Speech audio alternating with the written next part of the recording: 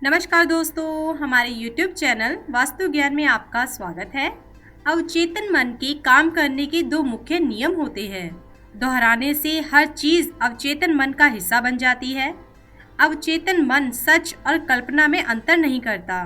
इन दो नियमों के आधार पर हम अपने जीवन में आदतों में जैसा चाहे वैसा बदलाव ला सकते हैं, नए गुण डाल सकते हैं, असंभव कार्य कर सकते हैं, अपना स्वभाव बदल सकते हैं। पूरी तरह निश्चित कीजिए कि आप कैसा बदलाव चाहते हैं। असमंजसता मानव मस्तिष्क की कमजोरी है, आदत है। जब हम बदलाव चाहते हैं तब अनेक प्रकार के विचार एक साथ चलने लग जाते हैं। कोई भी विचार या निष्कर्ष शक्तिशाली और निश्चित नहीं होने के कारण अवचेतन मन को प्रभावित नहीं कर पाता है।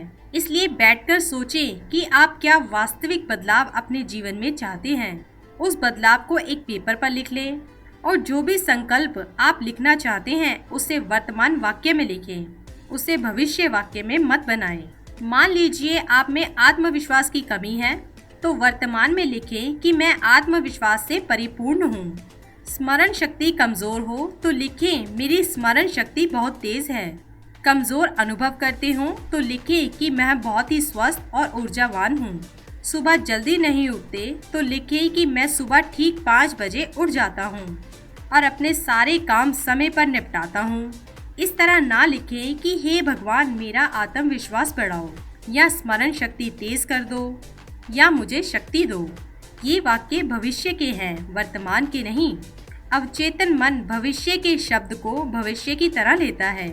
आप इस वाक्य में अवचेतन मन में ये शब्द और कल्पना का संदेश दे रहे हैं कि मेरे भीतर आत्मविश्वास नहीं है, मेरी स्मरण शक्ति कमजोर है।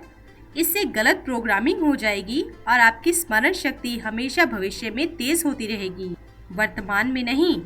अगर आप कल्पना में यह दृश्य बनाते हैं कि आप उस अवस्था को प्राप्त कर चुके हैं और आप वैसे ही हो चुके हैं जैसा आप चाहते हैं, तो अवचेतन मन इसी वर्तमान दृश्य को स्वीकार करेगा और वैसे ही ऊर्जा निर्मित करना शुरू कर देगा।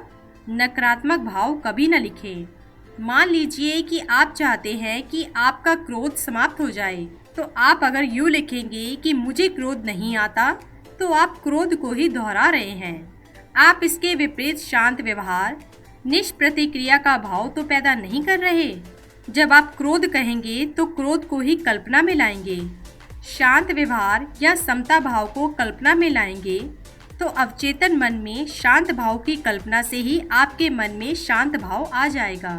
इसी के साथ ही दोस्तों, अगर आपको ये वीडियो पसंद आया हो तो इसे आप लाइक कीजिए, अपने दोस्तों और रिश्तेदारों के साथ शेयर कीजिए और सब्सक्राइब कीजिए। साथ ही साथ बेल आइकन को प्रेस करें ताकि नया नोटिफिकेशन आप तक सबसे पहले पहुंच सके। धन्यवाद दोस्तों।